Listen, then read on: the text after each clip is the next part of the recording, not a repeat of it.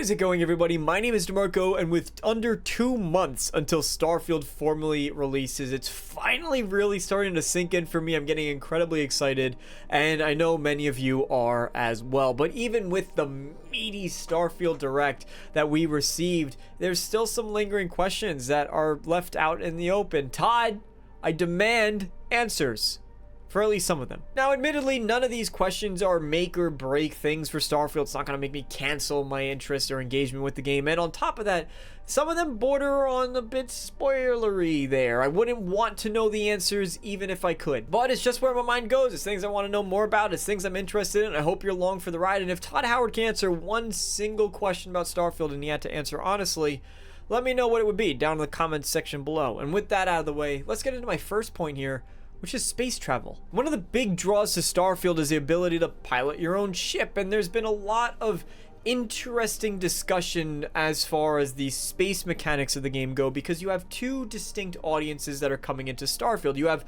the folks who are coming from Star Citizen or No Man's Sky and the space simulation type games, and they're interested in Starfield. And then you have folks coming from the Bethesda fan base side of things and their interests. And so you have a lot of differing interests and opinions as to how certain mechanics should be handled. But one thing we don't yet have full clarification on is how traversal between planets within the same system is going to work. What I mean by that is we know that you can't take off from a planet to get into the air. There's a loading screen and an animation that plays in between those two events. And we know that you can't freely travel between systems. You open the map, choose what system you want to travel to, plot your course, and then you essentially fast travel your way there to that as well.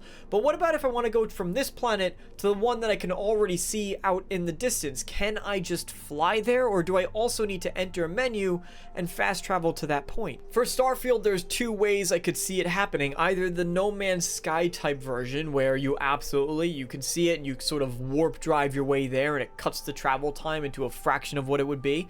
The other way it could be handled is if there is indeed a fast travel mechanic, or while you're in space around a planet, you're sort of in this limited confined zone and you could fly as far as you want, but you're never really going to get anywhere. It's the illusion that you can travel between them. And it would make sense. In between point A and point B, there's going to be a lot of nothing. It's space. There's a lot of nothing in space. But I do think while the Bethesda side of fans, such as myself, I'd be perfectly okay with that. There's the space simulation folks who are coming in and looking at Starfield a little bit closely that would say that should absolutely be a feature in the game.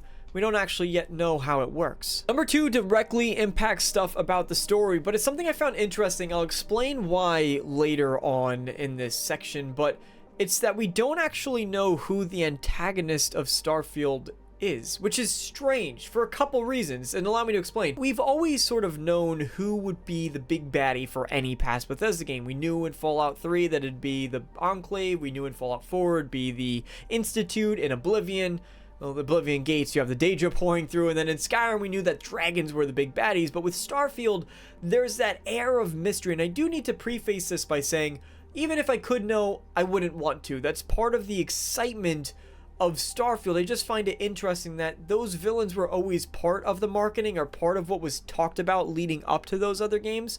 Of course, the big difference is Starfield, brand new IP. But the other reason that I think some of you might find interesting is because we don't yet know if Bethesda's going to go down the route of, we do find some kind of intelligent alien life and it turns out to be absolutely horrible, as in destroy all of humanity. I'm talking Prey and I'm talking Alien from the 80s. Or if it's more like Mass Effect, where we come across a group of friendly intelligent, you might have a first contact type thing that goes on, but ultimately you work together to save the galaxy in the end, and that kind of relationship. And the reason why I find this so interesting is because if Bethesda does the former, where we come across intelligent hostile alien life, that's been already done in Prey with the Typhon. And I'm not just saying that because that idea of hostile aliens is nothing new for sci-fi. It's been done forever since its inception.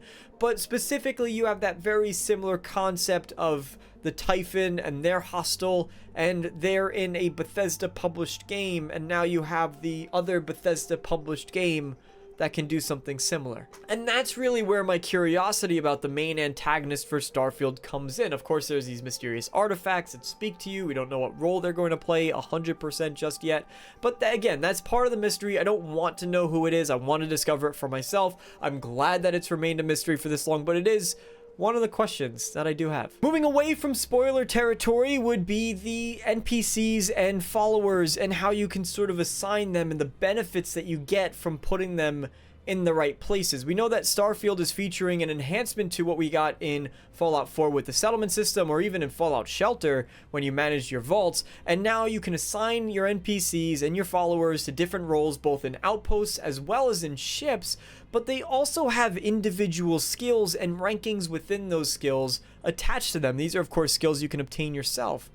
But the question for me lies in what the benefit is for assigning them to the place that they work best. Is it going to be, for example, if someone's really good at firearms on ships and you assign them to your weapons room on your ship, is it just going to be an increase to your damage and that's really it? It's not too much fun of an upgrade. It doesn't really make me feel rewarded for putting that particular person in that specific room. Are we going to get new perks? For example, we do know that being able to lock in on certain subsystems within a ship comes from one of the skills. So if I have that crew member on my ship, I don't have the skill myself, but they do, can I now take advantage of that? Which would be infinitely cooler way to do it. Now that NPC who can target subsystems, especially if I don't want to drill my character into that direction to begin with, they are now one of the most important characters I could possibly have on board. I have a relationship with them. I have a desire to see them live and be healthy and stay on my ship and not run away.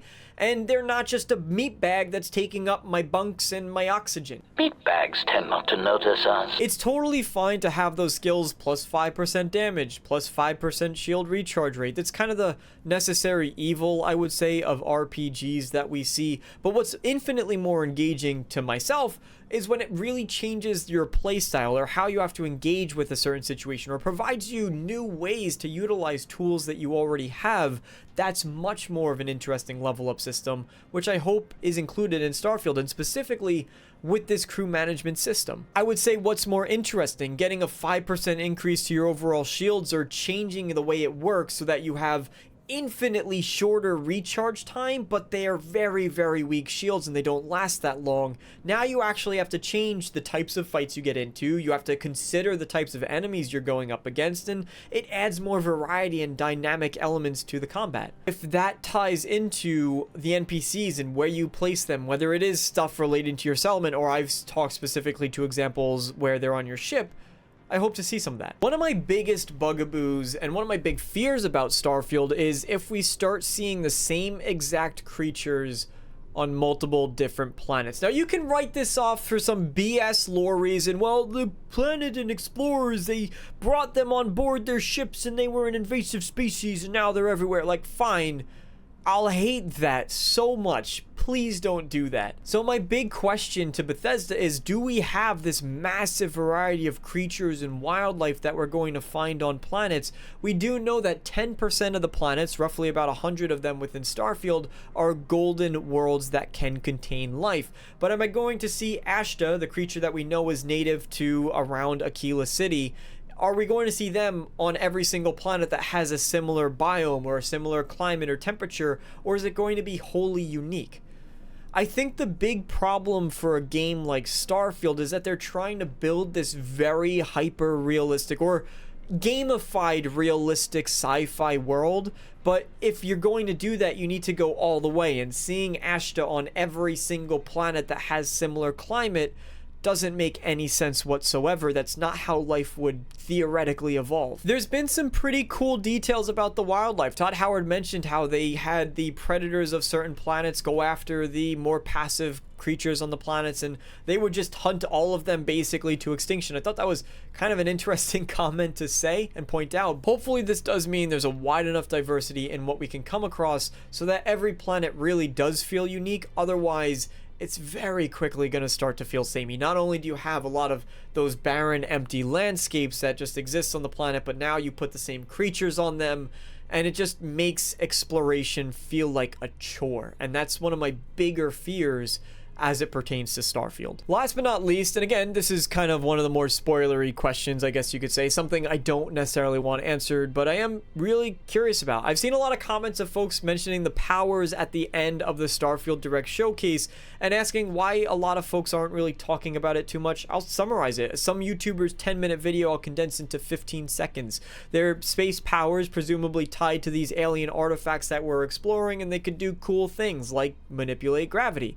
We don't really know much more outside of that, and so it's not much to talk about. But my question, and again, I don't mind if this went unanswered because we do want to discover these things for ourselves, but how far do these powers go? You have this very serious world that Starfield is trying to build with this cool magical sci-fi, fantasy sci-fi element that I was hoping we got in some capacity. And I do admittedly want Bethesda to really lean into that. I want them to really pull the strings as far as what you can possibly do with these powers. Gravity manipulation, super cool start, but I would love to see more. I'd love some of the powers that you have in Mass Effect come similarly here with the biotic abilities. I would love to get some completely unique ones. I wouldn't even mind if they borrowed some of the ideas from Dishonored, the cloaking yourself like a mimic from Prey, or taking the form of a rat like you could in Dishonored. Whatever the Starfield equivalent would be, I wouldn't mind seeing that here. And then I think arguably you could say, like the word walls in Skyrim, if you don't want any of these space powers, that's totally fine. You could play without them. And like in Prey, how you could go the whole game without using Typhon abilities, or like Elder Scrolls, how you don't need to necessarily use shouts except for specific story moments, you could play the game without them. So if you still want that hardcore sci-fi exploration experience, that's there. But for some of us who want to just blow powers left and right and have fun in that regard, I'm all for it. So like I said, nothing really makes or breaks Starfield for me. These are just items that I hope to get more clarification on. 2 out of them I actually would love for them to keep secret. I'm just genuinely curious about learning more on. So there you go. I think all in all, the Direct did a fantastic job of answering questions. And if you're not sold on Starfield after that showcase, then I guess only reviews would really convince you otherwise. But even then, just might not be your type of game, which is totally fine. Anyway, thank you all so much for tuning in and watching. I hope you enjoyed, and as always, I hope to see you all next time. So long, everybody.